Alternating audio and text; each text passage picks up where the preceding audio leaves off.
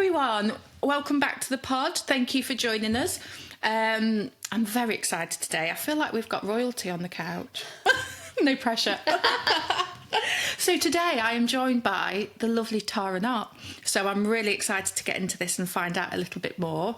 Are you okay? Yeah, I'm good. You feeling good. okay? Yeah. We've just been saying I don't know when you're going to be watching this, but it's an absolutely gorgeous day today. So everything feels good when the sun shines. So, should we get into it? Yes. Brilliant. So, Tara, I know a little bit about who Tara Knott is, but not much. But for the people that might not know or heard of you, tell us about who is Tara Knott. So, I'm Tara Knott, and I live in Derby with my husband and 2 children and our dog. I'm from down south originally, from Hertfordshire. I can hear my southern accent. So, down south originally, and I moved up to Derby 21 years ago, I think it was, to come to university. Right. And then never left, so stayed, and now love living in Derby. Oh, nice. Yeah, so you've not lost the southern twang in 21 years. No, I think there are a few little things that I say. Yeah. My children definitely have got a Derby accent. But yeah, I've held on to my southern accent. Yeah, nice. So did you study at Uni of Derby? Yes. Yeah. Fantastic. Yeah, I studied theatre. Oh, wow. Yeah. All those years ago. I know, it's crazy. Brilliant. So that's a little bit about who Tara is. Yeah. Tell us about a bit about Tara Knott Styled Events. Maybe take us back to the journey into getting into styled events. So when I left university, I went to work in Buxton. The University of Derby has a campus there. And I went to work at the Buxton campus as the arts officer. So I worked a lot with the Buxton Opera House, and we would put on events and things. So that kind of started the event side of it, I suppose, or the love of events. I have actually always worked in hospitality in some way, and like down south, when I was a teenager or whatever else. So I've always kind of had dipped my toe in that sort of thing. And then had this job at Buxton and really loved that. And then it kind of progressed to working with event management students and running a commercial area, which was where we would basically tender for external events, and the students would get to work on the project. Oh wow! Which was great. It was such a brilliant experience for them, and I really enjoyed that. Yeah. And through that as well, we I don't know if you're familiar with the Buxton campus, but it has this beautiful huge dome which hosts weddings and events and things.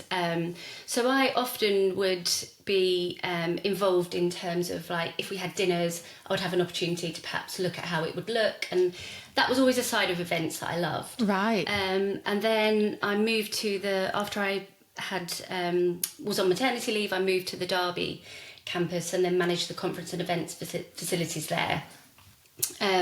But whilst I was on maternity leave 13 years ago, I set up my business. It wasn't Tara Knott then, it was Tickety Boo Events, which does make me cringe a little bit, but it was the start of the journey. It's the starting point. Absolutely. And it was very twee, but everything was very twee and vintage then. So I started hiring out like vintage china and props and bits like that, and it just kind of grew.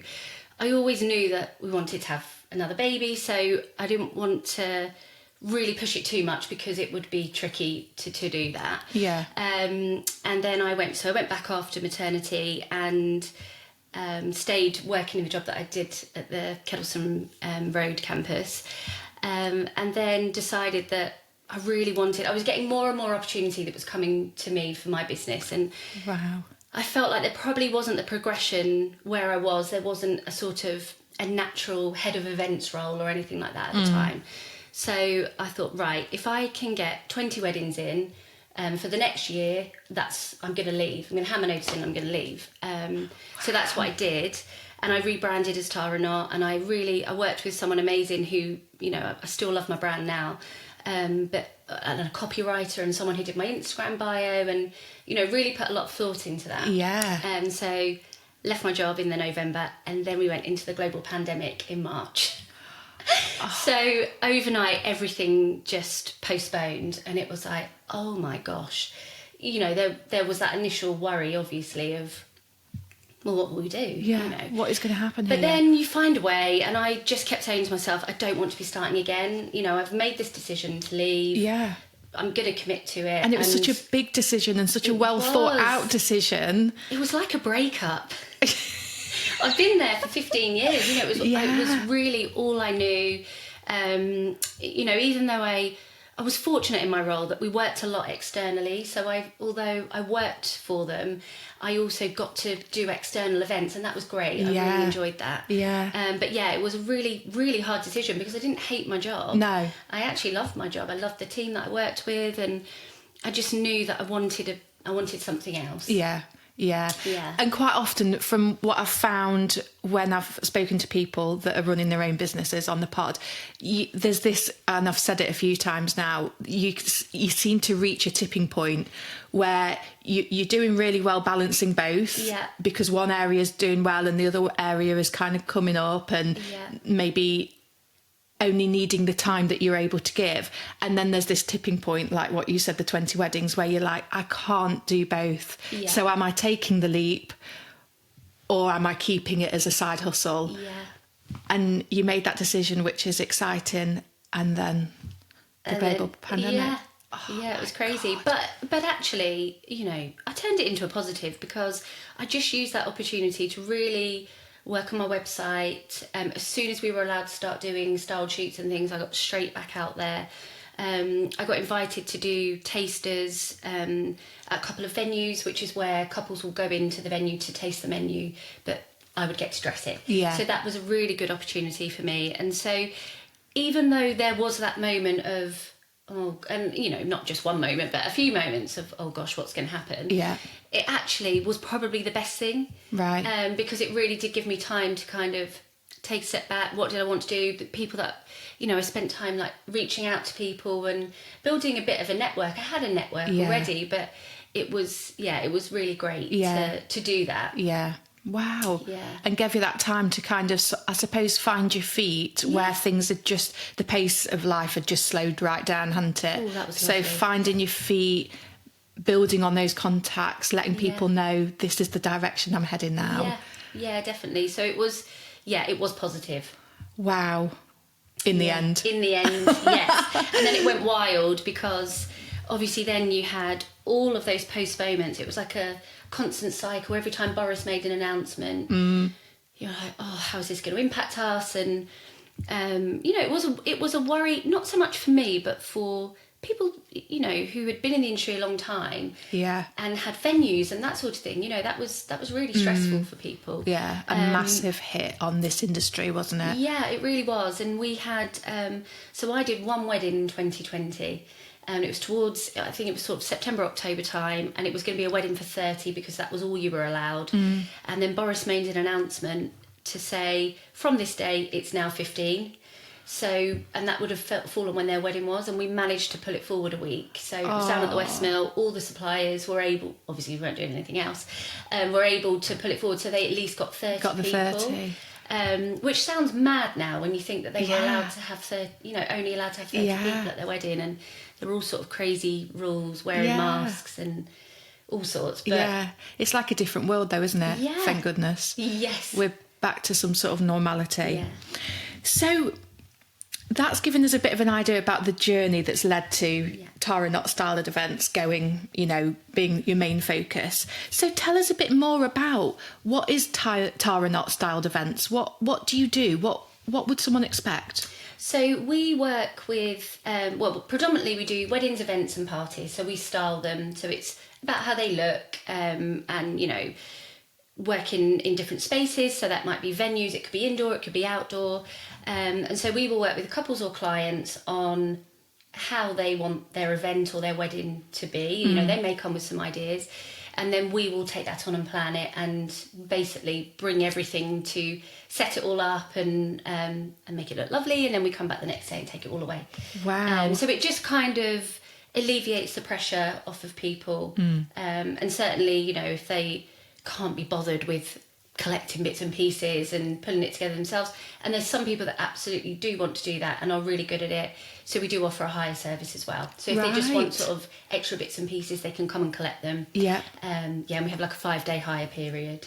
Wow, fantastic. So it's mainly weddings, parties, Yeah. well, any event, any kind of really. event, really. I also do some event management, because event management was such a huge part of my background, and I really do miss elements of that because it was great. So we do that, and then I also do some commercial shoots and styled shoots within sort of the wedding industry. Right, okay. Yeah. Wow. So a lot of strings to your bow. So, I mean, I think, and I think this is a shared opinion, but you're quite well known, very well known in the styled events sort of space. I've been to plenty of parties or weddings, and I'm like, oh my God, this is gorgeous. Like, have you done? No, it's Tara Knott. Oh. How do you feel like how have you achieved this?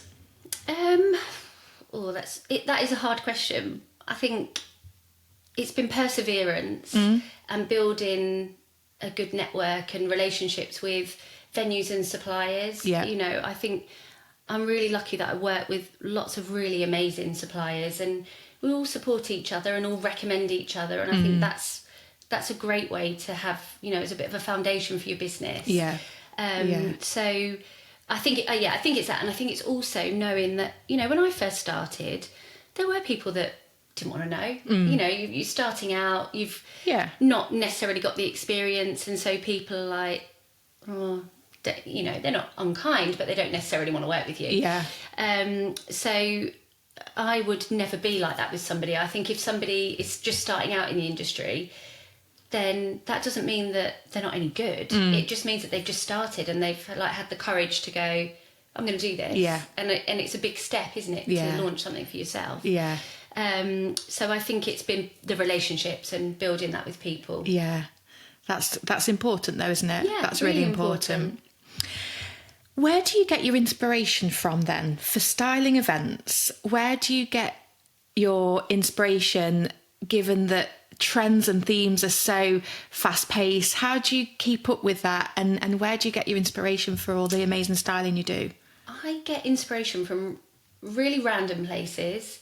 I might just I could literally see something like a vase. Like I did a showcase at the weekend. The styling actually was around this striped vase that I found in Sainsbury's. It's yellow and white. Yeah, I saw it on you. Was it Sainsbury's? Yeah, it was Sainsbury's. Good shout. So that kind of, I was like, I'd love to do something with those colours. I mean, that's just like one little example. Yeah.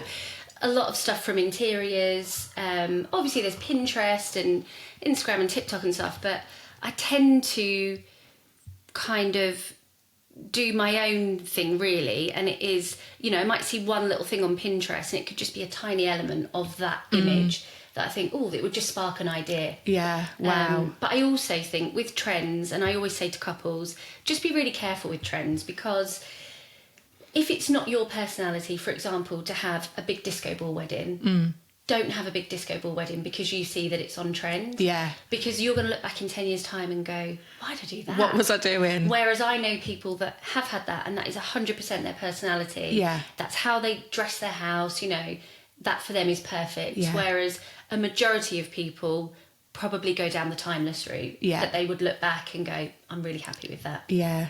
And do they, for example, weddings, so if someone hires you to create their wedding, dress their wedding, do you get their ideas and find out what they want and then build around that? Yeah. Or are people like, we have no idea, please just create your magic? It's a bit of a balance, a bit of a mix. So some people will have a very clear idea on what they want, but they just don't either have the time, the inclination to bring it together. They're like, these are things that I like.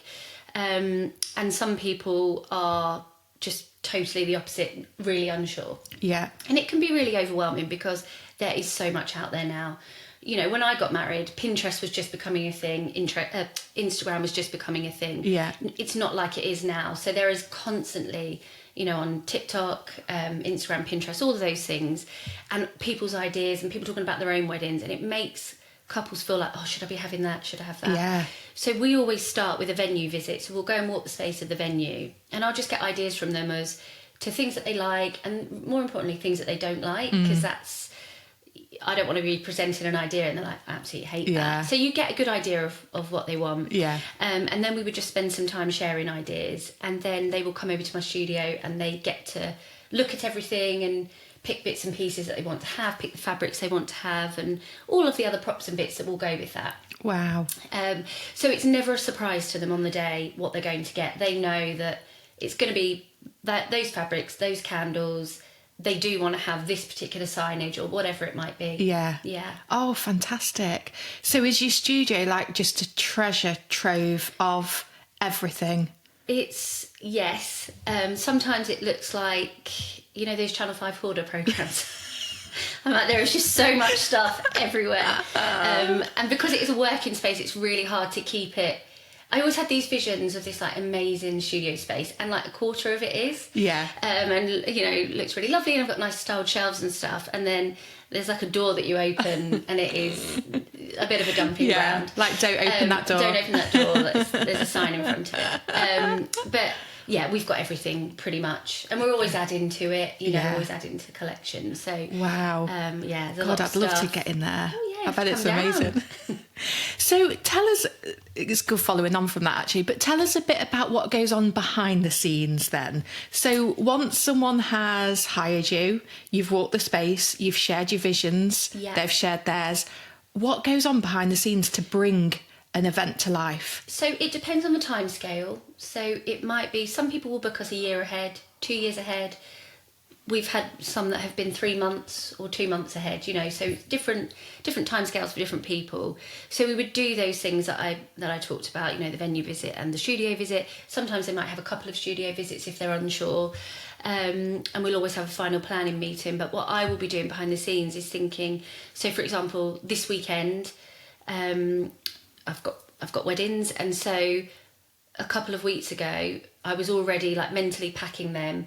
I know when I do their final planning meeting that I'm ordering, all of the kind of the candles and the colours and the bits that they've chosen, all of that is ordered in ready, and that's just in a box with their names on ready to go. Right. And then it's kind of gathering everything and almost like managing the stock because things are in and out.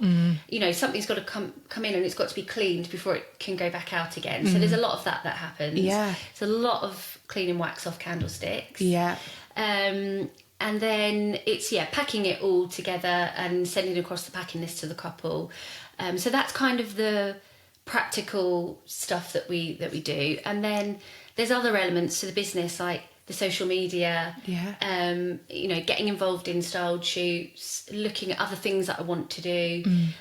So it's kind of, it's not just when we have a wedding that we're busy. It is a full-time job. Yeah. Yeah. So do you, have you got like a limit of the amount you take on each month, or do you know what is manageable to be able to give that one event your all? And yeah, definitely. And I don't have a number, and I would never say I was fully booked. You often see people putting on Instagram, I'm fully booked for 2025 or 2026, whatever it might be. And I always think, I'd never say that, because what if an amazing opportunity came my way? And they're like, she says she's fully booked. Yeah. So it just depends on the time of year. So for example, July and August and September this year are really busy. Yeah. And I want to have a holiday. I wouldn't take any more in August, certainly. But I could probably squeeze something in early July or, late September or whatever else. So it just depends on the date when it comes through. Yeah, yeah. So how do you manage the pressure when you are bringing people's visions and hopes to life? Like, how do you cope with that level of pressure? Yeah. Well, now you say that.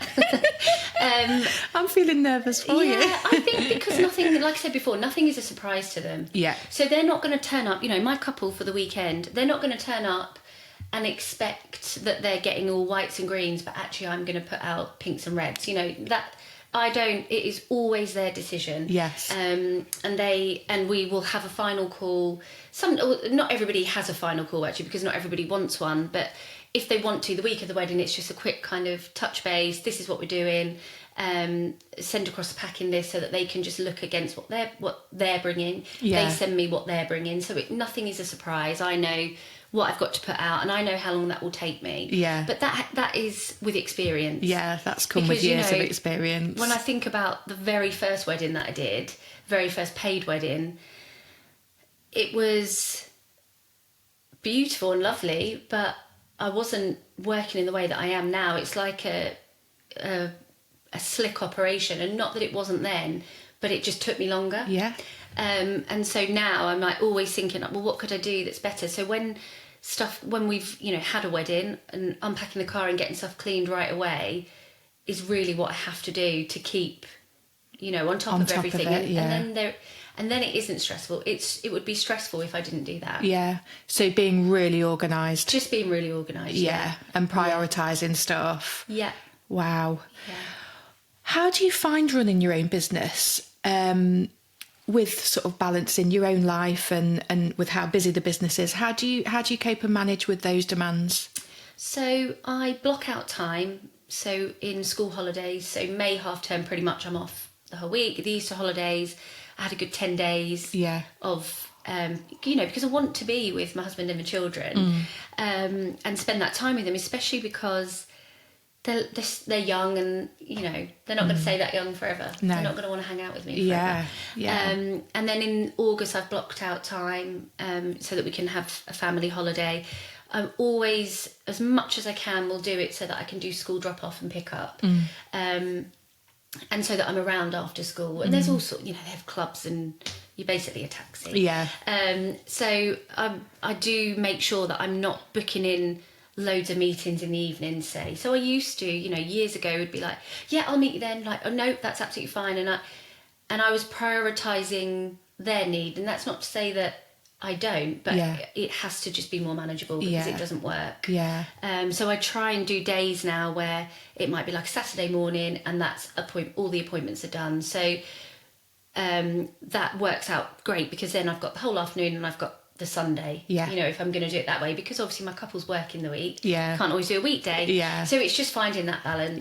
And I think you're right, that takes a long time to navigate your way and find your way, doesn't it? Like generally as a new startup, you want to say yes to everything and everyone, because there's that fear of, I need to make this work and I need to make this right.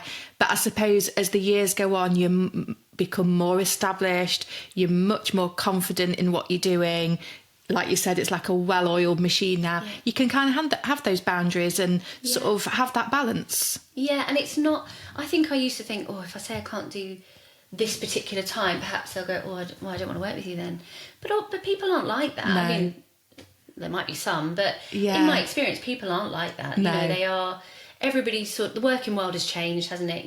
There's lots of people that are working with children, and actually often my daughter will come to, if I'm collecting from a wedding, she loves coming with me.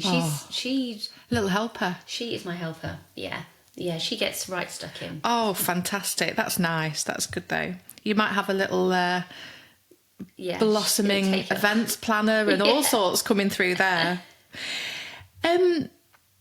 What do you love most about what you do? What's the thing that makes it all worthwhile? I think it's the seeing it all come together. And even though I do lots of weddings, every wedding once you've set it up, you're like, I'm really happy with that. But then it's when you see the couple and their family, and actually it's a real privilege to be part of somebody's wedding day. Yeah. And there's weddings, I had a wedding last week at Grangefields, and they were just the loveliest couple. So lovely. And the next morning I saw him, and he had came over to kind of say thank you and whatever else, and they'd written me this really lovely card, and it was really, I don't do it for thank you cards, but it was just really lovely that they were so happy with it, and that makes me happy, because you want it to be everything that they thought it would be. And I suppose when you get a little gesture like that, you just know you've just hit the mark, and they're just so happy with what you've produced, what you've developed. And it's so kind, they didn't have to do that. But, especially in the midst of a wedding when they're busy and there's so much going on. That's really nice. That must feel nice. So Out of all the events, this is going to be a hard question, I bet, but out of all the events, out of all the moments over the years of Tara Knott, Yeah.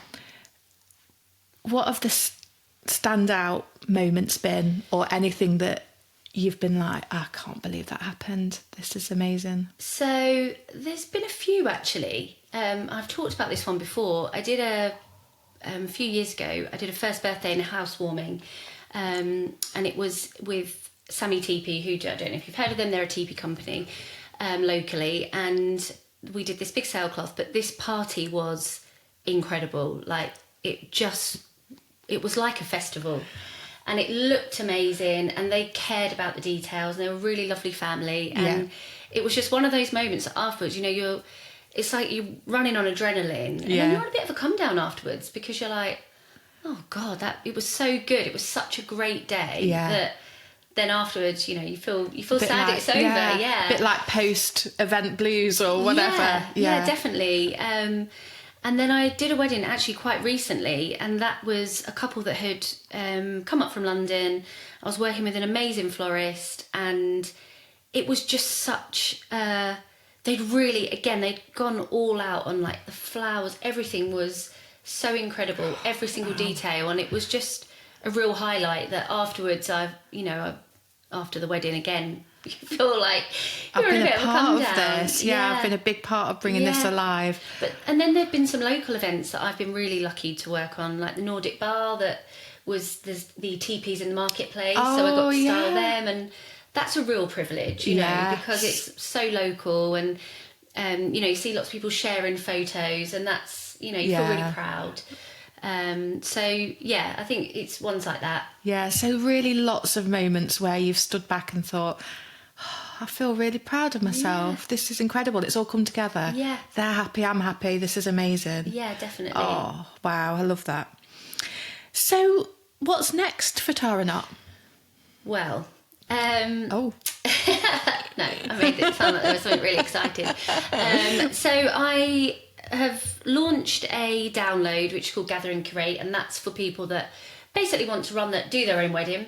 But it's a kind of step-by-step guide, all questions to ask for, your venue, your photographer, your florist, how to find suppliers, where to sort of pick up ideas, budget checklists. So that's available on the website. Wow. And then I'm also with that doing some workshops. So I've got someone booked in next week who basically knows what they want to do for their wedding. They've collected all their stuff, but they feel a bit overwhelmed. Yeah. And so what we're doing is she's coming over to the studio. We'll go through all the plans for her day. We'll write a plan so that can just be given to the venue, and then we will box all of her stuff so it can literally then go to the venue, and she hasn't got to worry about it, and it will be very easy for the venue to then just pop it out. Yeah, that's fantastic. Yeah. So kind of just sort of diversifying into just a bit of a different area. Yeah. People that maybe want to do it for themselves because they really are passionate about that, but actually just it is so overwhelming. Yeah. Can't see the wood for the trees.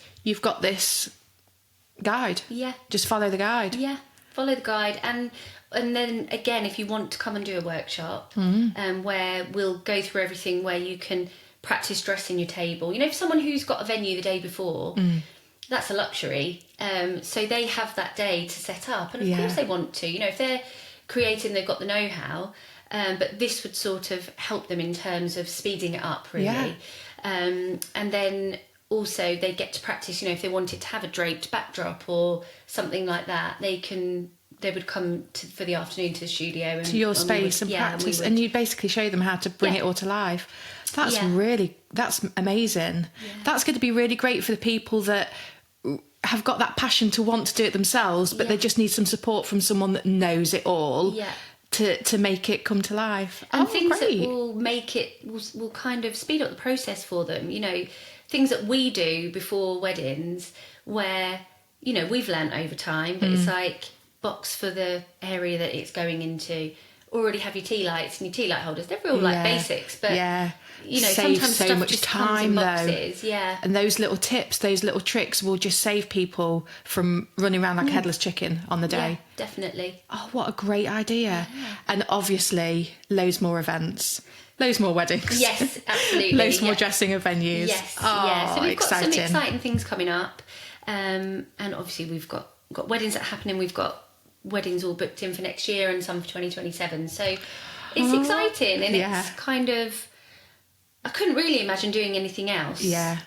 Which I think, going back to when you were talking originally about leaving work, and I mean, it just goes to show that it was the right thing and you've not looked back. It was definitely the right thing, yeah. Even though you've gone through massive challenges, like starting up in a global pandemic, it's just all worked out. It did. Congratulations. Thank you. So for anyone that's listening to this thinking, okay, yeah, I need some help here. I've got a wedding coming up, or this really important event, or whatever it is. How is it best to get in touch with you? Where are you? Where is your presence mostly? So on Instagram, everything on there is either an event or a wedding or a party that we've styled. Yeah. And all of the props and things are ours, or we can get our hands on them. So people can either pop me a message on Instagram, or they can email.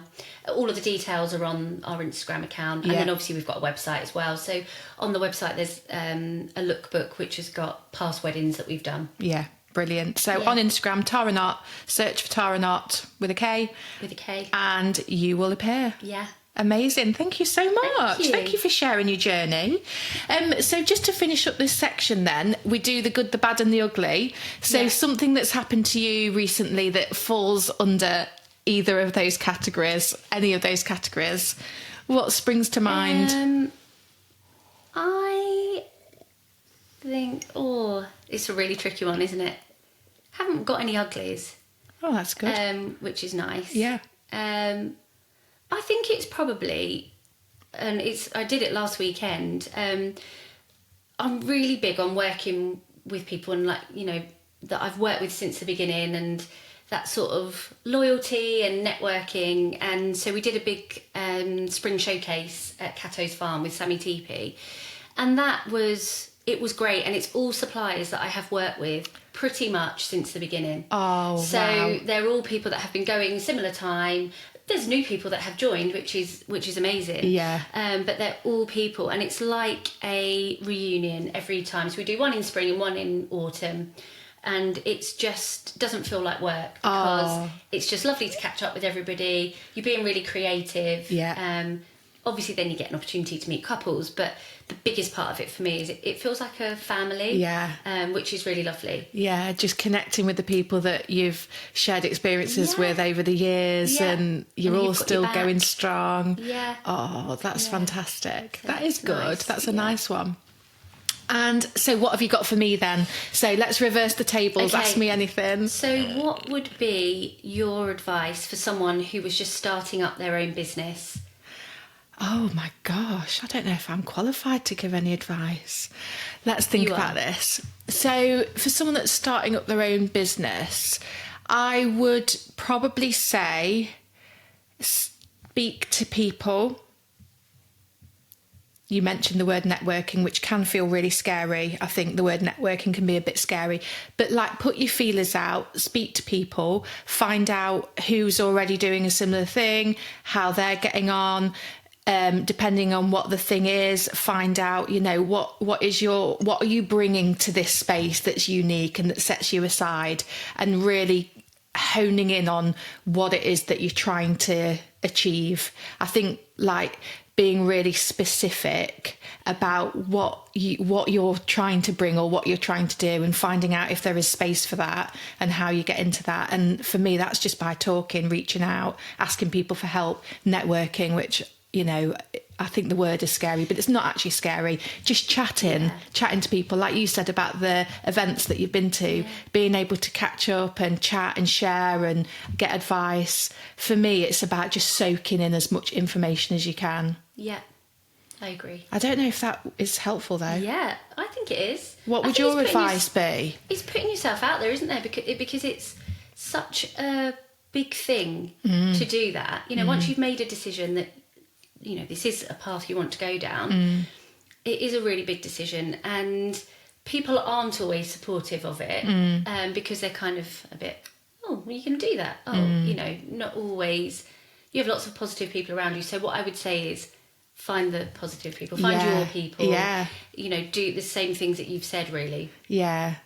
sharing, reaching out, because I think that, you know, I can only imagine stepping out and doing something on your own could feel quite, well, it's a big thing anyway. It's a very brave thing to do, but also it could feel quite lonely. So really creating those contacts, finding the people. I mean, we're luckily, like you said, business and the way we work has moved on so much, you know, in these past, you know, even couple of decades alone, thank God. But it doesn't need to be competitive anymore. There is so much room for everyone doing whatever. There is so many people to go around. So don't feel like you've got to keep your ideas or whatever to yourself. Like, spread the word, ask for advice, contacts, you know, connect with people. Definitely. And also, you know, from my point of view, I always say sort of stay in your own lane. Don't worry about what other people are doing. Don't let that impact what you're doing. Yeah. But equally, you know, I need to have people that I can recommend if I'm not able to do something. Yeah. I know some amazing stylists that are local, and you know, I would recommend in a heartbeat, because we would help each other out. You know, absolutely, and that is the way to do it. Yeah, I think. yeah. There's enough to go around. Yeah, absolutely. Great question. Thanks. Well, thank you so much for joining and taking the time, because you are busy. You are in. It's wedding season, isn't it? Season, I mean, it's full on. So thank you so much for joining me on the pod couch and spending the time. It's been great. Thank you, guys. Hope you've enjoyed it. Oh, yeah. Yay!